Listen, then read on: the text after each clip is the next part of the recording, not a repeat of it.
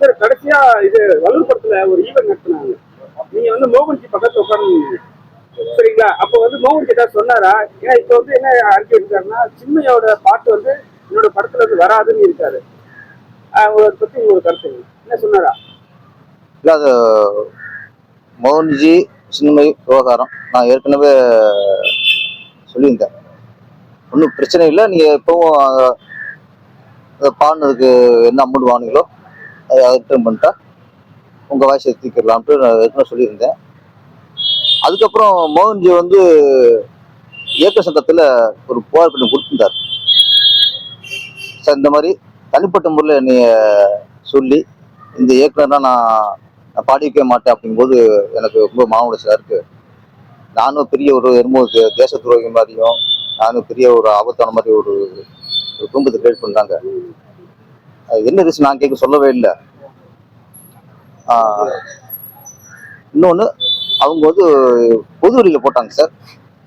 அவங்க பொது வழியில் மன்னிப்பு கேட்கணும், இல்லைன்னா மன்னிப்பு கேட்கணும். அந்த ட்விட்டரில் போட்டாங்கல்ல, அதை அவங்க டெலிட் பண்ணிடணும் அப்படின்னு ஒரு புகாராக கொடுத்தாங்க. இப்போ நாங்களும் அப்புறம் அதை பெப்சிக்கு அனுப்பி பெப்சியும் சைட்லையும் பேசினாங்க. அப்புறம் எங்கள் இயக்கசங்கம் சைட்லையும் பேசினோம். ஆனால் சின்மை மேடம் வந்து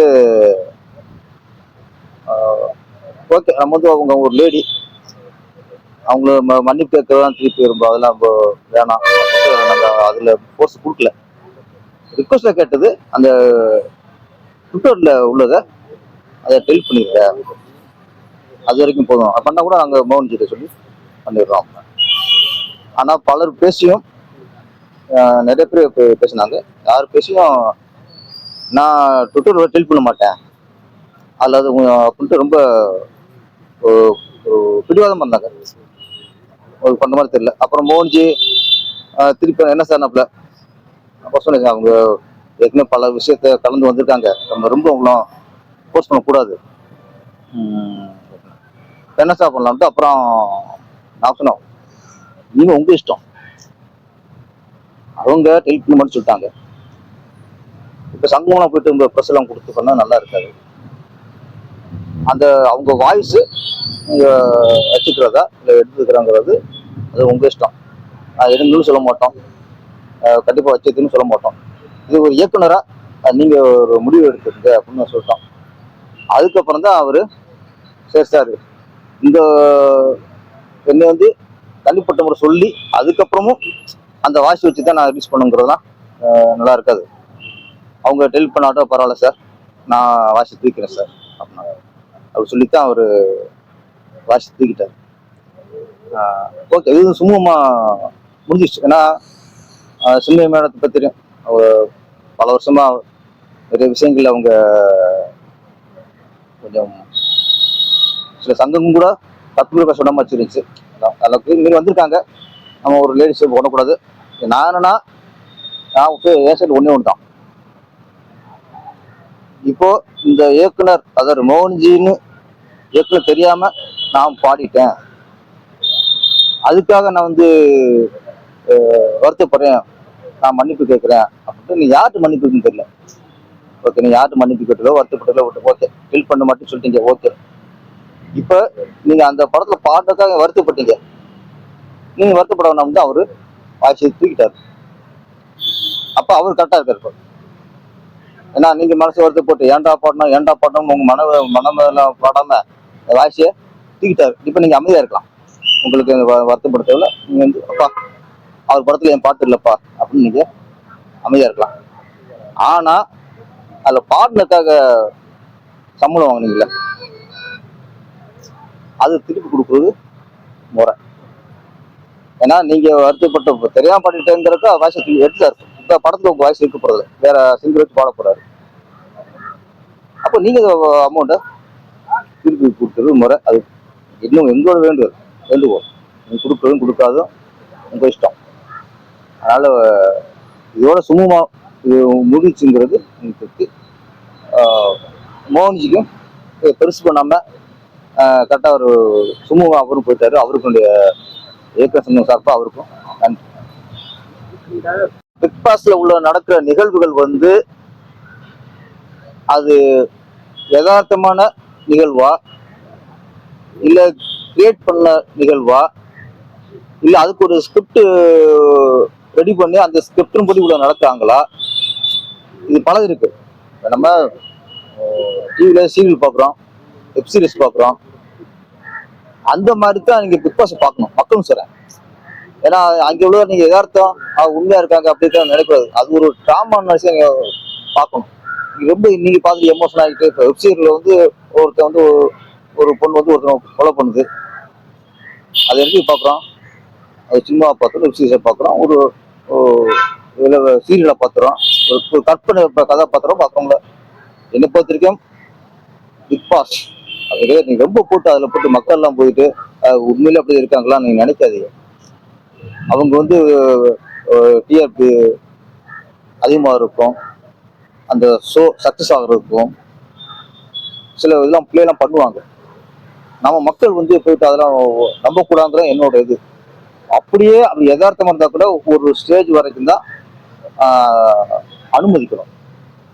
அங்கே உள்ள இருக்கிறவர் நம்ம சினிமாத்துறையை சேர்ந்த பிரபல ஹீரோ விஜய் சேதுபதி. விஜய் சேதுபதி அப்படிங்கிறது இன்னைக்கு ஒரு முக்கியமான ஹீரோ சமூகத்துல, திரையுலகில். அப்ப அவர் இருக்கும்போது இப்படி கமல்ஹாசன் இருந்தாலும் அதுக்கப்புறம் இன்னைக்கு விஜய் சேதுபதி உள்ள இருக்காரு. அப்ப அவருக்கு சமூக பொறுப்பு இருக்கு. நீங்க விஜய் சேதுபதி வந்து படத்துல என்ன வேணா கரெக்டா நடக்கலாம். நீங்க கொலாரா நடிக்கலாம், போலீஸ்காரனா நடிக்கலாம், லவ்வரா நடிக்கலாம், என்ன என்ன கரெக்டா நடிக்கலாம். ஆனா இது வந்து விஜய் சேதுபதி ஒரிஜினல் பர்சனத்தை மக்கள் பார்க்கலாம். விஜய் சேதுபதி நாங்க பாக்குறோம், நாங்க இங்க கேரக்டரை பார்க்கல. அப்ப நீங்க அங்க உங்களுக்கு விஜய் சேதுபதிங்கிறது பொறுப்பு இருக்கு. நீங்க படத்தை நடிக்கிறது என்ன கரெக்டா நடிக்கலாம் சொல்லக்கூடாது. திரு நடிக்காதிய, கொலார் நடிக்காதிய, அது சொல்ல மாட்டோம். அதுவும் நீங்க ஒரு நடிகர் வந்து எந்த கரெக்ட் நடிக்கலாம். ஆனா பிக் பாஸ்ல விஜய் சேதுபதிங்கிறது மக்கள் செல்வாக்கு உள்ள ஒரு நடிகர், பொறுப்புள்ள ஒரு நடிகர். சார் நீங்க பொறுப்புள்ள நடிகர் சொல்றீங்க. லேப்டாப் வாங்குற விஷயத்துல வந்து நீங்க பாத்தீங்கன்னா கவர்மெண்ட் லேப்டாப் கொடுக்குறாங்க. அதுல வந்து சினிமா நிகழ்வுக்கு என்ன சம்பந்தம்? ஏன் அவங்க அங்க போறாங்க? அங்க போயிருக்காரு. லேப்டாப் மட்டும் இல்ல சார், சமூகத்துல இப்ப சமீபத்தில் நடக்கிற எல்லா அரசு விழாக்களும் ஒரு சினிமா விழாவா தான் நடக்குது. கல்வியில் சிறந்த தமிழ்நாடு ஆயிடுச்சா? அந்த மேல யார் யார் இருந்தா ஆயிடுச்சாங்க பார்ப்போம். அந்த மேல யார் இருந்தா? பெரிய கல்வியாளர் இருந்தாங்களா, பெரிய பேராசிரியர் இருந்தாங்களா, பெரிய கல்வி மேதைகள் இருந்தாங்களா? அங்க யார் இருந்தா? எல்லாம் சினிமாக்காரன். அதுக்கப்புறம் மகளிர் அது நீங்க அங்க அரசு கேட்கணும். நானும் அதான் கேட்கிறேன். சினிமா வேற கல்வியாளர்கள் யாரும் இல்லையா? கல்வி சிறந்த தமிழ்நாடுன்னா கல்வி எப்படி சிறந்துன்னு அவங்க பேசணும். அது சினிமாக்காரன். அப்ப எல்லாமே சினிமா நிகழ்ச்சியாவே இருக்கு சார். இப்ப அந்த மகளிர் மாநாடுன்னு போட்டாங்க, அதுல மேடையில் பார்த்தா அதுக்கும் சினிமா நடிகைகள் தான் அதிகமா இருந்தாங்க. இப்ப லேப்டாப் வழங்குறதுல எத்தனை மந்திரி இருக்காங்க, எத்தனை தமிழ் எத்தனை பெரிய ஆளுலாம் இருக்காங்க. நான் விடுங்க, உங்க கூட்டணி கட்சியில் எத்தனை பேர் இருக்காங்க, நீங்க அவங்களை கூட்டு பேச வச்சு நீங்க கொடுக்கலாம். நீங்க எல்லா அரசு விழாக்களும் இன்னைக்கு சினிமா விழாக்களா மாறிக்கிட்டு. அது ஏன்? ஆனா சினிமா நடக்க மாட்டேங்குது. ஒரு படம் சின்ன படம் ரிலீஸ் ஆக முடியல, தியேட்டர் கிடைக்க மாட்டேங்குது. சினிமா 1000 பிரச்சனை இருக்கு, புடிச்சிருக்கு 1000 பிரச்சனை இருக்கு. ஒரு படத்தை எடுத்து ரிலீஸ் பண்றதுக்கு அவ்வளவு பிரச்சனை இருக்கு. இதுல எல்லாம் உங்க சினிமாவில் அக்கறை இருக்க மாட்டேங்குது. உங்க விழாக்களுக்கு மட்டும் சினிமாக்கள் தேவை. சினிமாக்கா என்ன வேற என்ன நீங்க ஹெல்ப் பண்ணுங்க? எங்களுக்கு என்ன ஹெல்ப் பண்ணுங்க? சிறிய படம் எத்தனை தவிக்குது, அதை சீரமைக்கிறீங்களா? இந்த இப்போ சல்லியர்கள் படம், தமிழ் சார்ந்த படம், இலங்கை தமிழோட வழியை சொல்ற படம், அதுக்கு தேட்டர் கிடைக்கல. அந்த ரிலீஸ் பண்றது புடிச்சா தெரு வந்து கத்துறாங்க, தெரு வந்து கதறாங்க. என்னதுன்னு கேக்குறீங்களா? அப்ப இதெல்லாம் சினிமாவுக்கு எந்த நன்மை செய்ய மாட்டேங்கிறீங்க. ஆனா சினிமாக்காரனை வச்சுட்டு ஒவ்வொரு நிகழ்ச்சியும் அரசு விழாக்கள் பண்ணிக்கிட்டு இருக்கீங்க. சார் சின்மை வந்து நீங்க சொல்லிட்டீங்க புரியும்படியா. ஆனா சின்மைக்கு மட்டும் யாருமே இந்த ஆக்ஷன் எடுக்கவே மாட்டாங்க. மியூசிக் சங்கத்துல கூட எடுக்க மாட்டாங்க. ஏன்னா ஏற்கனவே ஒரு பிரச்சனை பண்றாங்க. ஆனா காசு வாங்கிறாங்க, ஆனா பாட்டு பாடிடுறாங்க. கேட்டா வந்து இவரு தான் பாட்டுக்க மாட்டேன், தெரிஞ்சா பாடிக்க மாட்டேன்றாங்க. அது என்ன இடத்துல சரியா இருக்கும், நியாயம்? அது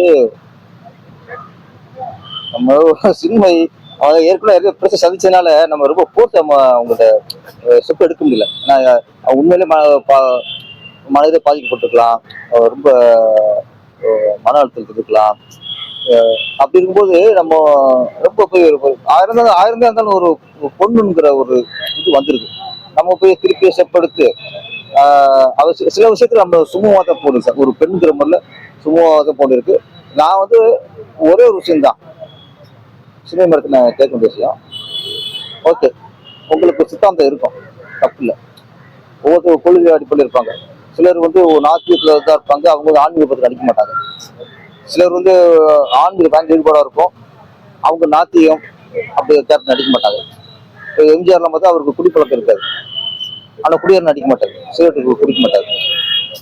இது ஒவ்வொருத்தரும் ஒரு சித்தாந்தம், அது மீறி அவங்க கலைத்துறையில நடிக்கணும், பாடணும் அப்படிங்கிறதுலாம் நம்ம வற்புறுத்த முடியாது. இப்போ அவரு மோகன்ஜி கேட்குறது ஒண்ணு இவர் படம்னா பாடியிருக்க மாட்டேன் அப்படின்றாரு.